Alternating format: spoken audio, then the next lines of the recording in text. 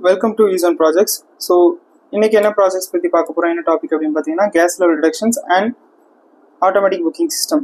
So gas level detection இது எதுக்கு அப்படிங்கிற மாதிரி பார்த்தோம்னா, மோஸ்ட்டாக நம்ம வீட்டில் வந்து கேஸ் எப்போ தீருது இந்த விஷயங்கள்லாம் நமக்கு தெரியாது. எப்போ அதிகமாக மோஸ்ட் ஆஃப் எப்போ தீரும் அப்படின்னா, நம்ம வேலை ஒரு சமைச்சிக்கிட்டு இருக்கோம் அப்படிங்கிற மாதிரி இருக்கோம் டைமில், இல்லை திடீர்னு ஆஃபீஸ் ப்ரொஃபஷன், இல்லை வயசானவங்க அவங்க வீட்டில் தனியாக சமைச்சிட்டு இருக்காங்க அப்படிங்கும்போது திடீர்னு கேஸ் காலியாக போயிடும். ஸோ இந்த மாதிரி கேஸ் காலியாக போகிறது வந்து நமக்கு முன்னக்கூட்டி மோஸ்ட்டாக நம்ம கேஸ் எப்படி ஃபஸ்ட்டு செக் பண்ணுவோம், கேஸ் இருக்கா இல்லையா சிலிண்டரில் அப்படிங்கும்போது எப்படி செக் பண்ணுவோம் அப்படின்னு பார்த்தோம்னா, சில பேர் வீட்டில் எப்படின்னா கேஸை தூக்கி பார்த்து செக் பண்ணுவாங்க. கேஸை தூக்கி பார்த்து செக் பண்ணும்போது என்ன ஆகும்னா, அவங்க வெயிட்டை வச்சு தெரிஞ்சிடும், ஓகே இவ்வளோ கேஸ் இருக்குது, கொஞ்ச நாள் ஓட்டலாம், சீக்கிரம் புக் பண்ணணும் அப்படிங்கிற மாதிரி ஒரு ஐடியா இருக்கும். ஸோ இப்போ அது இப்படி முடியாது. இப்போ வயசானவங்க வீட்டில் இருக்காங்க அப்படிங்கும்போது அவங்க குக்கிங் பண்ணிட்டு இருப்பாங்க, அவங்களால தூக்கிலாம் பார்க்க முடியாது. எப்போ கேஸ் தெரியும்னா அவங்களுக்கு அந்த பர்னர்ல இருந்து எப்போ அந்த கேஸ் வரல, இல்லைன்னா ஒரு மாதிரி ஃப்ளேம் வந்து ஒரு மாதிரி கம்மியாகுது, நெருப்பு கம்மியாக இருக்கிற மாதிரி இருந்தால் மட்டும்தான் நமக்கு வந்து கேஸ் கம்மியாயிருச்சு, நம்ம புக் பண்ணணும்னு தெரியும். ஆக்சுவலாக கேஸ் புக் பண்ணாலுமே நமக்கு உடனே கிடைக்காது. சம்டைம்ஸ் கவர்மெண்ட்ல புக் பண்ணோம்னா நாளைக்கோ இல்லை 2 நாளுக்கு அப்புறமோ அது எப்போ வருமோ அவங்க அதை பொறுத்து தான் நமக்கு கிடைக்கும் கேஸ். இப்போ சடனாக நமக்கு சமைச்சிட்டு இருக்கோம் அப்படிங்கும்போது திடீர்னு ஃபுட் ஸ்பாயில் ஆயிடலாம் அது மூலமா, இல்லை ஆஃபீஸ் ஒர்க் ப்ரொஃபஷன் காலைல சமைச்சிட்டு காலைல கொண்டு போகணும்னு நினைக்கும் போது அந்நேரத்தில் இந்த மாதிரி கேஸ் தீர்ந்துச்சுன்னா அவங்களுக்கு ஒரு பெரிய ப்ராப்ளமாக இருக்கும். இந்த மாதிரி நிறைய இடத்துல கேஸ் தீர்றது வந்து நமக்கு ஈஸியாக சொல்ல முடியாது.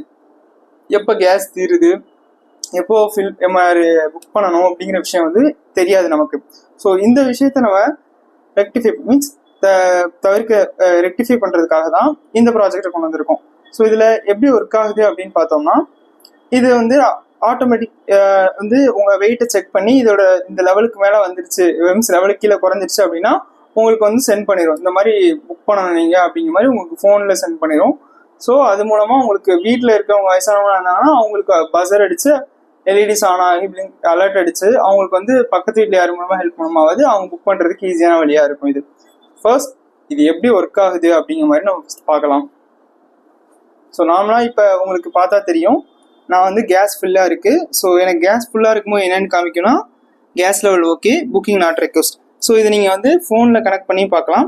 ஸோ ஃபோனில் கனெக்ட் பண்ணி பார்க்குறதுக்கு ஸோ இதான் அந்த ஆப்பு, சீரியல் ப்ளூடூத் டெர்மினல் இருக்கும். இதில் டிவைஸில் போனீங்கன்னா இங்கே கேஸ் புக்குன்னு இருக்கும்.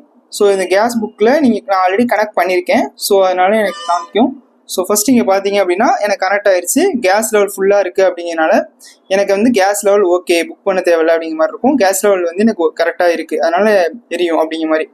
நல்லா பார்த்தீங்கன்னா இங்கே எனக்கு கேஸ் ஃபுல்லாக இருக்கிறதுனால எனக்கு இந்த மாதிரி காமிக்குது.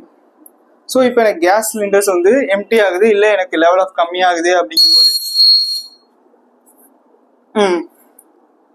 பார்த்தீங்கன்னா என்னன்னு காமிக்கும்னா கேஸ் லெவல் வந்து எனக்கு லோங்கிற மாதிரி காமிக்கும். Gas level low, booking sent ஆயிடுச்சு. ஸோ நமக்கு மொபைல்லேயும் அது காமிச்சிடும், கேஸ் லோவாக இருக்குது, புக் பண்ணணும் அப்படிங்கிற மாதிரி நமக்கு சென்ட் பண்ணிடும். ஸோ இப்படி இருக்கும்போது ஈஸியாக நமக்கு தெரிஞ்சிடும் எப்போ கேஸ் ஃபில் பண்ணணும், கேஸ்க்கு புக் பண்ணணும் அப்படிங்கும்போது நம்ம ஈஸியாக கண்டுபிடிச்சிடலாம். ஓகேங்களா? தென் இந்த இதில் எப்படி ஒர்க் ஆகுது, என்னென்ன யூஸ் பண்ணியிருக்கோம், அது எப்படி ஒர்க் ஆகுது அப்படிங்கிறத இப்போ பார்க்கலாம். ஃபர்ஸ்ட் இங்கே ஒரு 12 அடாப்டர் யூஸ் பண்ணியிருப்போம். தென் இங்கே ஒரு பவர் சப்ளை போர்டு இருக்கும், தென் ரிலே ஒரு மைக்ரோ கண்ட்ரோலர் இருக்கும், தென் ஒரு ரிலே இருக்கும், தென் இங்கே ஒரு எல்சிடி, தென் அது போக இங்கே ஒரு அலர்ட்காக ஒரு எல்இடி இருக்கும், தென் அது போக ஒரு பஸர் இருக்கும். ஸோ தென் இங்கே ஒரு லிமிட் சுவிட்ச் கொடுத்துருப்போம். இது வந்து ஒரு லிமிட்டுக்கிட்ட வந்துருச்சுன்னா உங்களுக்கு கேஸ் புக் பண்ணணும் அப்படிங்கிற மாதிரி சொல்லும். ஸோ இது எதுக்கு என்னென்ன யூஸ் அப்படிங்கிற மாதிரி பார்த்தோம்னா, ஃபர்ஸ்ட் இங்கே இருக்க அடாப்டர்ஸ் தான் நமக்கு வீட்டில் இருக்க இது சப்ளைலேருந்து.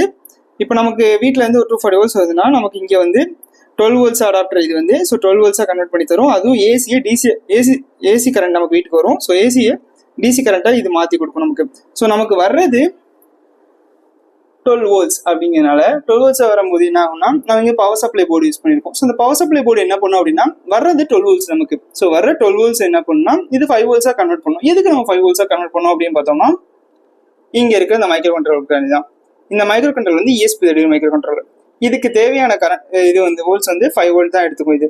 ஸோ அதனால நம்ம வந்து இந்த பவர் சப்ளை போர்டில் இருந்து 5 வோல்ட் எடுத்து இந்த மைக்ரோ கண்ட்ரோலர் கொடுத்துரும். ஸோ இந்த மைக்ரோ கண்ட்ரோலர் தான் நமக்கு பிரெயின் ஆக்ட் ஆகுது. ஸோ எதுக்கு பிரெயின் ஆக்ட் ஆகுது அப்படின்னு சொல்றேன்னா, இது ஓகே, இதுதான் இங்க இருக்க சுவிட்ச், இங்க இருக்க லிமிட் சுவிட்சோட லிமிட் எவ்வளவு வந்துருச்சு அப்படிங்கிறத கால்குலேட் பண்ணிட்டு நமக்கு வந்து புக்கிங் எல்சிடிலேயே நமக்கு ஷோ ஆகுறது, அப்புறம் பஜர் அடிக்க வைக்கிற வேலைகள், தென் அது போக நமக்கு ப்ளூடூத் மூலமா நமக்கு வந்து சிக்னல் சொல்லும், இந்த மாதிரி வந்துருச்சு, இவ்வளவு தூரம் இருக்கு அப்படிங்கிற மாதிரி கேஸ் புக் பண்ணணும் அப்படிங்கிறது. தென் இங்க ஒரு ரிலே யூஸ் பண்ணியிருப்போம். ஸோ ரிலே எதுக்கு அப்படின்னு பார்த்தீங்கன்னா, இது ஒரு ஆட்டோமேட்டிக் சுவிட்ச். இந்த மாதிரி புக்கிங் சென்ட் பண்ண உடனே இங்க சிக்னல்ஸ் மைக்ரோகண்ட்ரோலர்ல இருந்து வாங்கிட்டு இது சுவிட்ச் பண்ணும். எப்படின்னா நமக்கு வந்து அலர்ட் சென்ட் பண்ணும். எப்படி இங்க இருக்க எல்இடிஸ் மூலமாகவும் இங்க இருக்க பஸ்ஸஸ் மூலமாகவும் நமக்கு வந்து அலர்ட் சென்ட் பண்ணும். தென் இங்க ஒரு I2C LCD யூஸ் பண்ணியிருப்போம். இந்த I2C LCD எதுக்கு அப்படின்னு பார்த்தோம்னா, நமக்கு வந்து கேஸ் லெவல் எவ்வளோ இருக்கு, புக்கிங் தேவையா இல்லையா அப்படிங்கிற மாதிரி காமிக்கும்.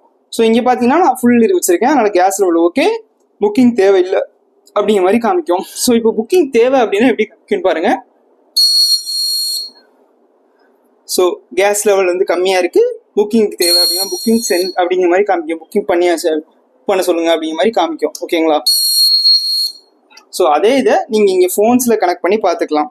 ஸோ ஃபோன்ஸ்லேயும் உங்களுக்கு காமிக்கும் கேஸ் லெவல் லோவாக இருந்துச்சுன்னா புக்கிங் சென்ட் பண்ணும் அப்படிங்கிற மாதிரி காமிக்கும். ஸோ இப்படி தான் இந்த இது ஒர்க் ஆகுது.